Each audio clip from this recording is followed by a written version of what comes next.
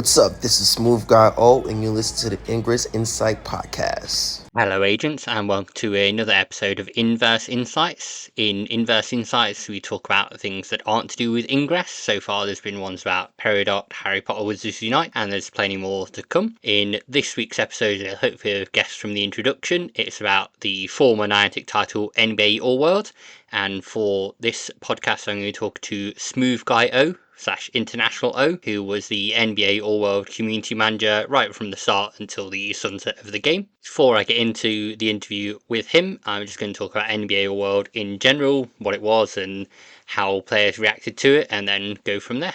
So NBA All-World was the first sports AR game that we've seen from Niantic.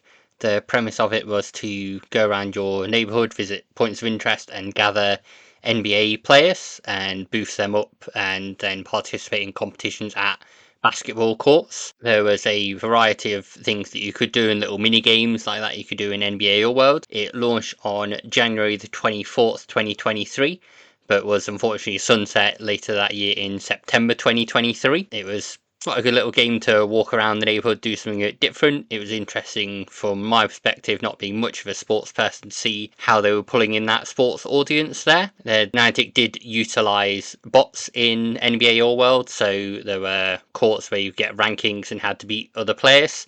For my area, I was probably the only player that was going around and competing in the court, so I could easily get on top. But then if you were rural, you had bots that filled the space, so you still had people to compete against, even if there were no other players around. So it was nice to do that in comparison to, say, Pokemon Go, where a Pokemon can stay in the gym for 300 days if they're in a rural location. So to actually have some shifting around and have the board rotate, I believe it rotated each week. And you can do, as I said, the little mini games there to score hoops or get the most points there from a certain number of baskets. Some of them came with like extra coins that you could get. There was also a large variety of branded gear that you could obtain from the map. I know NBA World often did like physical giveaways with trainers and things like that, and sweepstakes. Not usually able to be because I wasn't in the US, but it was good for people that could compete. I think it was an interesting route to go down, but at the start of it, I'm not sure I saw the longevity of it and how it was going to work going forwards with Niantic's other games. Niantic obviously did believe in it because they pushed it on Campfire. They had a Courts of the World import, so they got another database like they've done with Foursquare and stuff before, and imported all of those into the map. They did show, I think, on NBA Award and Pokemon Go, but never appeared in Ingress, so that was a bit of a weird one on there. I think I got to level 12 in the end on NBA All World. I did start to drop off as it kind of started to wane a bit, and I was playing Ingress and other games a bit more. Overall, it wasn't a bad experience. It could have been a lot better. Maybe if I knew more about NBA and knew the players' names, I'd be more enthused about it. But for me, as like I said, non-sports playing person, really, it's not something I was hugely enthused about. But I get that there were different audiences for it, and some people did really seem to love it and got into it. And in the end, I think it just wasn't for me, unfortunately. I do just want to call out a few issues that NBA World caused as well. So, as I mentioned, there was the Courts of the World import, where the team decided to import from another database called Courts of the World and add basketball courts in their locations. The issue was that many of these basketball courts already existed and had been nominated by Ingress players, Pokemon Go players before. So there were often duplicate wave spots that were added with no photo or perhaps in the wrong location because the people who had nominated it before put it in the right location, but it wasn't in the right location for Courts of the World. In addition, there was the change and then retraction from Wayfarer when NBA World closed, say that they were allowing courts to be nominated at K to 12 locations, so primary schools, high schools, things like that. As I said, it was a bit of a weird one. I don't think many people ever managed to either nominate one or get one through. And then, as mentioned, when it was announced that NBA World would be closing in June 2023, it was later retracted and the team went through and then removed all of those. So it was a bit of a weird thing because normally those locations aren't allowed as wave spots at all. And they made an exception there for NBA World and then closed down. So it led to a period of confusion, I'd say, on there for Wayfarer. So it's a bit of a weird one. And finally, before we get to the interview, I just want to share a memory of playing NBA World that always comes to mind. So I was walking around doing all my usual Ingress mission Pokemon Go route walk for the day, and it was quite late in the day, and I got to a post box that was a court in the game where I could play the mini games and get points there. I scored critical hits on every single one that I did. I've worked how to do that with the current player and setup that I had, but it got to maybe about half an hour into that walk and having stopped at that location for about 10 minutes, wondering why I was bothering because I was freezing my hands off in the cold weather. I think that's when I started to drop off and play it less, unfortunately, because I didn't see the point in hanging around there when there's no one else really to compete with. As I said, there was the bots there that they were a good thing and a bad thing. And I said they were a good thing earlier, but now I've thought about it for a couple of minutes and I'm not entirely sure. But as I say, it's just a particular memory I have there, sat near that post box, freeze my fingers off, and then decide I should actually stop playing, go back home, and have a nice warm drink. So that's just one that's come to mind when I've been planning this podcast and getting things in there. What I'll get into now, I've gone through that kind of quick recap of what NBA Award is the interview with International O, and that'll be coming up next. Hello, agents, and welcome to a special episode of the Inverse Insights podcast. As you know, this is a spin off of the Ingress Insights podcast where we talk about non Ingress things. So, for this week's episode, we've got the community manager for NBA All World with us, Omari, otherwise known as SmooveGuyO. So, if you want to introduce yourself first of all, Omari, and we'll go from there. What's up, fans? My name is Omari White. I used to go by International O, Global Community Manager for NBA All World from, I want to say, November of 2022 all the way up to June 2023. And I'm just happy to be here. Thank you for having me on your podcast today. It's great. And as I mentioned, you were the global community manager for NBA All World. Did you work on any other Niantic properties, or was it for solely NBA All World in your time there? So during my tenure at Niantic, it was solely NBA All World, all things All World regarding towards, being on Campfire, coming up with social content, helping out the product and marketing team regarding towards some cool activation events, as well as the UX team on how to improve on the playing types, the playing style of the game, all the above. So strictly All World and nothing more, nothing less. And how did that kind of come about in Niantic? 'Cause I know they'd worked on it for a while before they announced it, and then it was a bit of Well, a odd one after Pokemon and Harry Potter to then go into sports. Well, the premise of the game came from the huge success that they saw from Pokemon. They wanted to try their luck with sports, and what better sport to try their luck with basketball, It's a growing kind of phenomenon, especially in the international game, and seeing so many huge household names that's pretty much becoming relevant in sports, in pop culture in general, like LeBron James or Kevin Durant. It's a perfect opportunity to be able to show their love of video gaming through basketball for the most part. So why not be able to introduce themselves to the gaming community, especially in Niantic through NBA All World, which was huge, huge, huge success. Proud, so happy to be a part of that movement. No, it was great whilst it was around, but unfortunately did sunset on there as we'll get to Mhm. later on. And you said they were kind of inspired by what Pokemon Go had done. Did they look to take things from Pokemon Go or Ingress or other games or similar features you were So trying to work on? So similar features, well, I take that back. The features from Pokemon Go and Ingress were all picked up from NBA All World. I want to say the metaverse version of being able to get out there, being active, be able to play against these players that you see in your neighborhood that you're walking around with. We got that kind of formula style from Pokemon Go, while the Ingress version of it of like exploring the map and be able to revert back to Campfire to figure out how we can, communicate with other gamers who's playing this game, who's having difficulty securing on LeBron James, who was like the highest, the Yeah. most elite or rare moment of each players' journey to success is something that, we wanted to take and add that to dynamic because at the end of the day, it was part of that successful Niantic formula that made them the household name they are today. So just combining that and be able to talk that basketball language and exude that basketball culture all in one was a huge success at the end of the day. And how did the regular NBA feel about it? I know you obviously had all the stars and they were in some of the videos and things like that.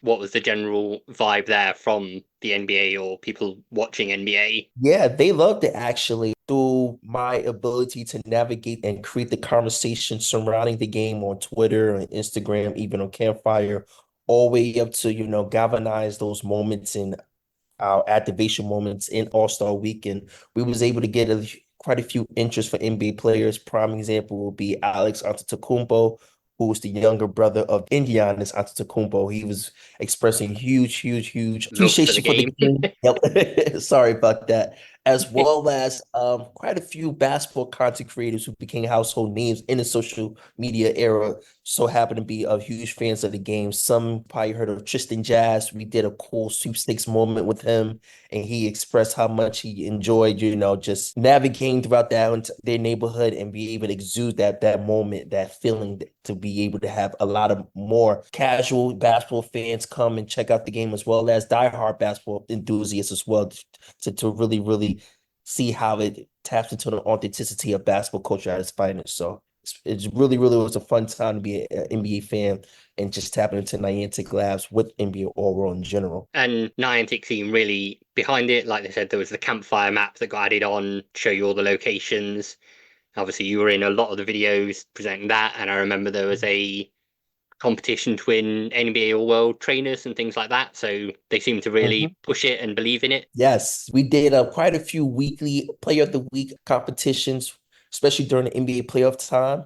We also did some cool moments where we wanted to pay homage to the greats. For example, Carmelo Anthony, who randomly announced his retirement during the NBA season. He was actually one of the characters, all playable character in the dog food mode of NBA All World. So what better way to really show his flowers than, have him be a playable character for that short period of time while being able to, continue to build up from the momentum we was able to create with him, Chris Paul, Dwayne Wade during All-Star Week in Utah 2023. So I say that to say just being able to be tapped in and be able to show our love appreciation of hoops through the gaming community in Niantic and Campfire in general is pretty much made us the forefronts or the leaders of what authentic basketball looks like through gaming, through just, authentic conversation, just being tapped in into what's going on in general. It sounds like the community was really tight knit on there. You mentioned obviously some people coming from social media and talking about the game. Is there any particular fond memories you have of the game specifically or big Yes. community moments? Absolutely. So many. One moment has been somewhat controversial because of the time the game was glitching, which I know we're going to talk about that later on down the road. But one of my fun moments I had was during March Insanity. We had done a cool tournament where gamers could be able to act out their favorite players from they collected and played against each other to see who could rank the highest during March Madness time, which is like the most fun time of the year for anybody who's just tuning into, college basketball. They do like a huge 1.5, 2 month, one game, single elimination tournament situation where they crown a national champion and the money gets donated to their athletic program. And we want to replicate that moment throughout the game, as well as just doing the NBA playoffs, as well as the NBA finals where, gamers was able to, earn as much points as they can to qualify for the sweepstakes and become all world champions, which was able to gift the winners at the end of the day. So, like I said before, we just were able to want to galvanize and put that actual authentic moments and real life moments that happen in basketball into the actual game experience in general. So that's something I'm just super duper proud to be a part of and want to salute the product team to be able to, take that leadership qualities and just, bring forth the best game experience for the hoopers in us that we try to live through every single day in time. As I mentioned at the start, unfortunately, NBA Award did get sunset. But Mhm. were there any kind of future plans you had for the game that you could tell us Oh, about all the gear and stuff that was going to come up. we had some amazing plans going that was ready to be rolled out for the most part. I'm trying to think in the back of my mind, we were trying to introduce actual player versus player 1v1 moments. Prime example would be if we could be in the same room and we could play, if we both playing each other in the same exact court or location, it would be right there in that one particular time. They was working on that kind of feature. We was working on getting some new brands and gear to be involved into the game as well. In addition, we was able to try to come up with a situation where it would be much more a play off of more e-commerce. So that way, if you could able to win a tournament or win a game, you could win a gear of that particular brand in real time by going to a local store or going to a flagship store that's near you. Just trying to come up with some innovative stuff that not only we could bring forth the ability to we could really dress like a ball player in your game, but you do that in real time as well. So we have You some could. some some cool moments in hand, but it's just time was too short. Yeah. The plan sounds like it was you could eventually match your avatar if you did well enough and got all the gear and be Yep. as decked out as they are.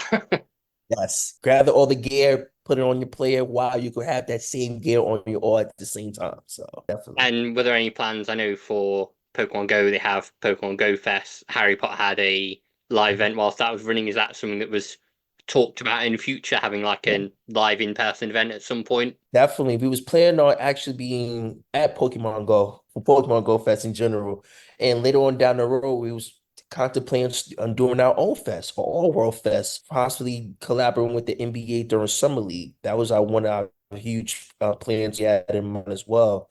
We had a cool activation going on. We had pretty much talent locked in and whatever. We wanted to really, really have our own moment by bringing not only just gamers fans of the games in general, but actual basketball players, actual basketball enthusiasts, people like myself who love and breathe the game all in one and be able to try to, relive it out, whether we're not playing the actual NBA All World game in general, but just hoping all at the same time, just really trying to, create that authentic feel at the end of the day. Yourself, did you have a favorite play or favorite bits of gear in the game that you were always using? That's a great question. Admittedly, I got up to level 10 when I was playing NBA Oro before it sunsetted. And I want to say my favorite player at the time had to be, I'm gonna have to go with Shea Gilgeous-Alexander. Very crafty, super quick with it, played great defense, and I always used to outfit him in overtime.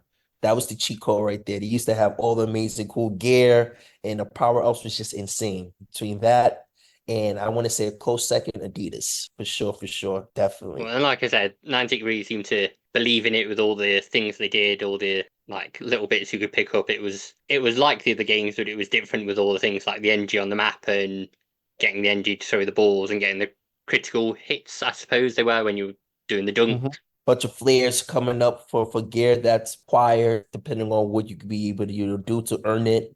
Player pop-ups on the map was super duper fun. So I was just love the fact that this game gives you the opportunity to discover new locations that you didn't know existed in your neighborhood for the most part. Especially, I'm born and raised and currently live in Brooklyn, New York. Everything has been, built around so many new establishment has been built around my neighborhood in general, and just figuring out some new stuff that's occurring or that's opened up and say, oh, I'd like to revisit that place. Thank you, All World, for just Yeah. showing me this on my map. It's just something that I just loved about the game. So definitely was clutch. And like I said, unfortunately, it sunset and your time at Niantic ended. What was kind of next for you after that? Yes, I actually have been doing a lot of freelance work for the most part. I've worked with an agency that worked closely with DraftKings. I was a part of the producer team for two shows that we did. One of them became a hit show on YouTube called The Starting Five with basketball enthusiast Set Free Richardson, who was the creator of the N1 mixtape that became popular in the 90s and in the 2000s, as well as platinum recording rapper Jadakiss. He was on one of the co-hosts. And each episode did over 200,000 views, garnered a lot of impressions. You had WNBA MVP Breonna Stewart, who's currently in Paris with Team USA for the Olympics. We had Allen Iverson, who's just, iconic Hooper, Hall of Famer. Jason Williams, Gary Payton, who's another Hall of Famer, just to name a few, as well as just, so many nostalgic basketball players who just came in and just talk hoops overall. And once that show ended, worked with DraftKings again on another on the road show focused on the subcultures, the local markets, and basketball in America in general, such as Charlotte, North Carolina, Memphis, Tennessee, as well as Detroit, Michigan. Just talk about what kind of community is being formed out there, some of the dynamic stuff, some of the dynamic people who's pushing the culture inside those areas that's bringing these cities to the forefront of basketball in America in general. I had a great time doing that. While on top of the fact, just copywriting, creating my own social media moments during All-Star Weekend, interviewing Lethal Shooter, talking with Kendrick Perkins during the NBA draft, just trying to, continue to get my name and face out and just show everybody what authentic basketball community building looks like one day at a time. I've been following bits that you do here and there, so sounds like Yes, you're thank doing you. well so far. And I Appreciate just want to pick up on one bit I've thought about whilst you said that. So talked about the NBA basketball culture in America, obviously NBA it. being an American thing. Did you see the pickup of NBA All World in other locations go better than Absolutely. you thought, like in Japan and other places? Absolutely. Primarily, we were in Paris, France for the NBA Paris game, and we did a soft launch for the game before it officially came out weeks later. They loved it out there. The moment we touched down, when we was leaving out, they was looking for us. They really appreciate the fact that they was able to just, learn much more about the game because in Paris, especially in France in general, I want to say that soccer has become one of the more primary things, soccer and volleyball. But you have so many young talents like Victor Wembanyama and Rudy Gobert and Nicholas Batum, who's pretty much pushing the culture of hoops in general that help provide the actual confidence for these young hoopers like Alex Sarr, who's recently was the number 2 pick in this year's NBA draft, to show these Frenchmen that basketball is really a cool sport to be a part of and look what the opportunities it could provide for you, not only on the monetary side of things, but just creating so many cool genuine friendships and connections overall in general that I was able to see with my own 2 eyes. I love the enthusiasm, the passion that exude through the game of basketball, and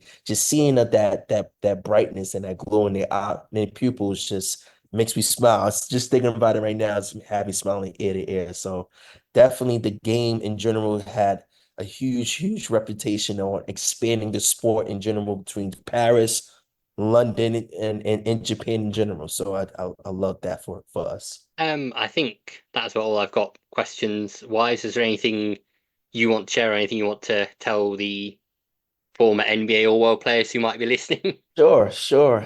Two of my all world gamers, International O here, had to come back to show love to my guy in Ingress Finance himself. And I just wanted to just share that my love and appreciation for all you gamers who tuned in, who was able to be in campfire hustling, grinding to recruit these players and collect those gears. And I want to say from the bottom of my heart, thank you so much for all your support. Thank you for so much for making us the #1 game at iOS, top 5 in Google Play in gaming for a nice period of time.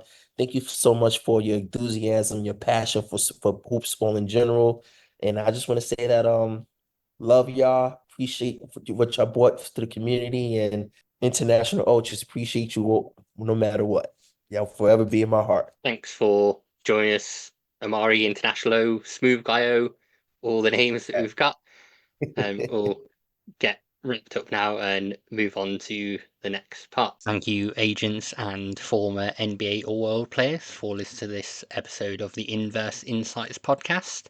We're looking to have more discussions with Niantic and ex-Niantic people, as well as some non-Niantic games coming up in 2025. In the meantime, if you are involved in gaming and you want to come and talk about your game, do feel free to reach out on all the contact details we've got available there, and I'll speak to you again soon. Happy hacking, agents, and hope you enjoyed this look back at NBA All World. Intel package transferred.